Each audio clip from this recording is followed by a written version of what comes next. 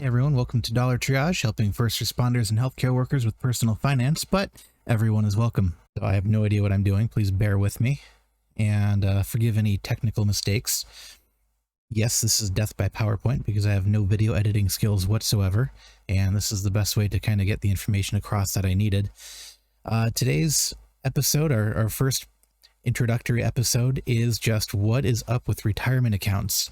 I get fielded a lot of questions about what are retirement accounts, which ones are available to me, why should I use them, how do they work.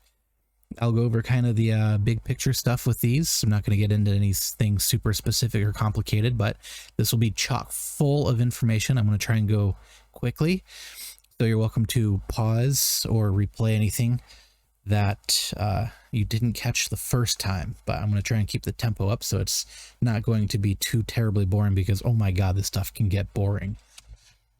Why does this matter? I have three scenarios, as you can see by the lines on the right. This is the power of compound interest. So we have one scenario run for three people.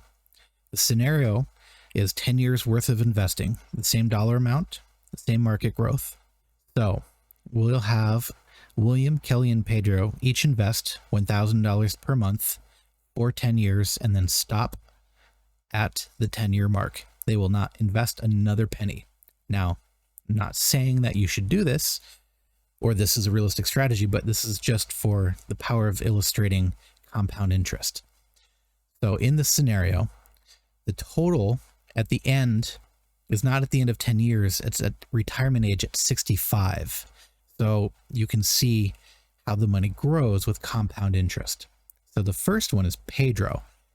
Pedro, getting started a little bit later in life, much like yours truly, invested $1,000 per month for 10 years from the age 45 to 55. Grew 7% each year. He ended up with a total of $373,000. Now, Kelly was a little bit quicker on the draw, and she started investing at the age of 35 for 10 years to the age of 45. By the time she's 65, that money has grown to $734,000. Now, William was real savvy.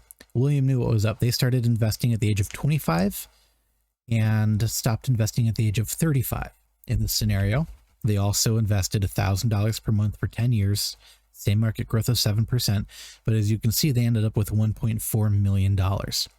Compound interest, it takes two ingredients, time or cash, and it takes a lot of one or the other. Now, most of us starting this will have more time than money, but if you have more money than time, then congratulations. You probably already know this. So just real quick, the too long didn't read Cliff Notes. That's a typo. It's supposed to say if you were born in 1990, because math. If you are born in 1990 and retired at the age of 65 in the year 2055, you'll need $10 million. How close are you to that? I'm not that close. And hopefully, we'll be able to get a lot closer here soon. These answer for what is a 401k, what is a retirement account. These are essentially imaginary containers for your investments. So if you go on Robinhood and you start buying GameStop shares on Robinhood, then congratulations, you're investing. A 401k or a Roth is essentially just a tax designation that you get for your investment. So it's the same thing as a brokerage account, essentially. Now, step one, work your ass off so you can get paid. Step two, when you get a paycheck, your money plus any company match when you're signed up for the 401k get put into an investment account for you. It's very nice. Deducted automatically from payroll, makes it automatic and you don't really miss it. And the difference between getting paid yourself and YOLOing all of your cash into Robinhood app on calls for AMC versus your company giving it to an investment company for you to do it, it's the 401k tax status. It's a container. It's a label more than it is anything else. But think of it as a container that you can fill with investments. The IRS says with a 401k specifically, you don't have to pay taxes right now. You can pay later. 401k specifically, what it does is it gives you the ability to not pay taxes on the money you put into investments. The idea is if you had $100 and it gets taxed and you put in $80, that $80 will grow to a smaller amount than that 100 would have, obviously. The IRS said, okay, don't worry about it. We want you to invest in a 401k. So we're going to go ahead and say, you don't have to pay taxes on that right now. You'll be old someday. You'll be making less money in retirement. So your tax bracket will be smaller. So you can pay less taxes later when you're old and decrepit. That's probably the most common type of tax structure for a retirement account. So 401k, traditional IRA, 403b, 457, government, private, doesn't matter. All of these are called tax deferred. Let's say you want to pay taxes up front instead. Let's say you already got paid and you got all of your money in your paycheck. Your 401k is already taken care of. That's done and over with. And now you're putting more money into another account. Whatever kind of account it ends up being, a Roth designation means it's post-tax. You already paid taxes on it. So one of the nice things the IRS kind of sort of tries to do officially is no double jeopardy. So if you have a dollar that's been taxed, you don't have another tax on it. I know that's not actually how it works, but in theory, this is the pathway they've tried to create. So these are post-tax dollars, so they grow in your 401k, that's a Roth, or your IRA, that's a Roth. They grow tax-free. There's no capital gains tax on it. There's no income tax on it. Why does this matter? Why would anyone want to do that? Well, and I guess I'm getting ahead of myself there. Why does the IRS want you to invest in a 401k or a Roth IRA? They're giving you these tax incentives, but why? Why does the IRS want you to? Because we're running out of Social Security. Uncle Sam is making us fund our own retirements, making us pay ourselves so they don't have to pay. The government won't have to pay. So if you don't like socialism, perfect. Why is the Roth awesome? Why does the Roth rock? This is because of how capital gains taxes work. I won't get into capital gains taxes, but this is a great example. So on the left in the scenario, you get super cheap stock and the value grows considerably, and later they're worth $50 million. So all your shares that you got went from a fraction of a penny to $50 million in value. Because it was already in the Roth, you'd already paid taxes on what's in there. So because it was already in there and already taxed, there are no new taxes. PayPal co-founder Peter Thiel got shares from the new company he started, PayPal, and it didn't turn into $50 million like it did in the graphic. It turned into $5 billion because taxes were already paid on that initial investment. It grew into $5 billion tax-free. Love the Roth. How this actually works. Your employer will set up a deal with a financial institution. It can be a large company, but it can also be a small private firm. And your company kind of does this backroom deal sort of where they're like, hey, we'll give you all of the funds for our retirement accounts if you guys invest them. And the company typically is like, all right, yeah, we'll invest them for a fee. And those fees can be pretty high. Again, we'll cover that in more videos later. But for now, I want you to know that you can open your own retirement accounts. You don't necessarily need your employer to have a retirement account.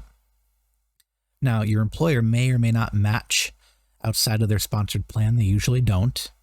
But you can typically open up a retirement account at your favorite broker, whether it's like Fidelity or Schwab or any of the others. But you can usually set up pre-tax payroll deductions to your own self-directed IRA or 401k with one of these brokers.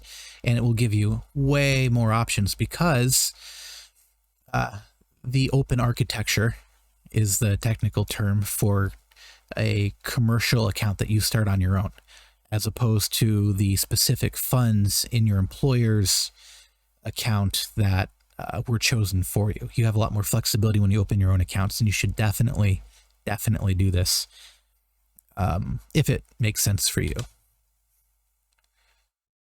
So another thing I want to throw out real quick, especially if you work at a public institution like a school or a hospital.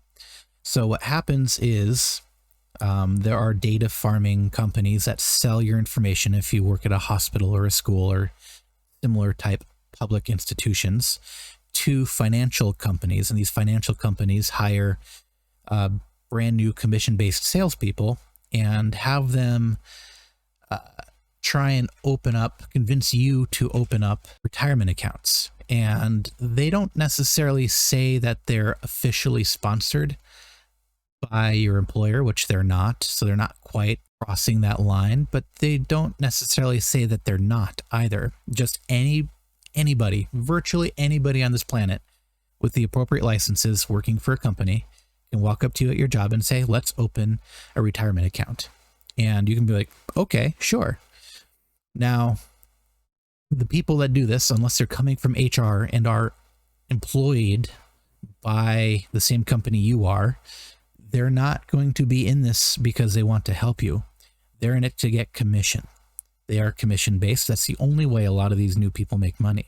It's just commission by selling you your retirement accounts that you don't need to pay for because you can open them up for free on your own with better funds with lower fees. But I just want you guys to know that happens. This is a rollover chart. We're not going to go over rollovers or anything. I just wanted to kind of let you see the different types of accounts and the different types of pre-tax or post-tax, such as Roth.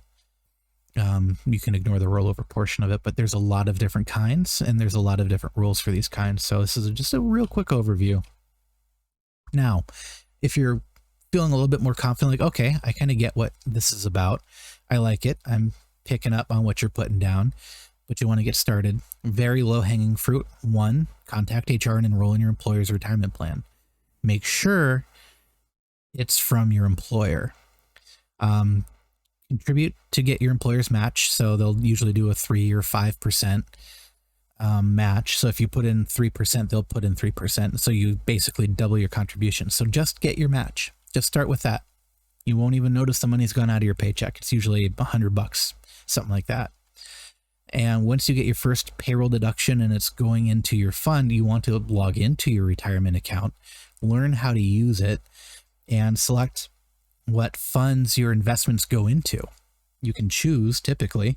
They'll try and want you to work with an advisor. But again, that's another middleman. That's going to be some dude who tells you what funds to buy because he's getting commission from them probably. So what you want to do is you want to look for funds that you can select yourself that have low fees.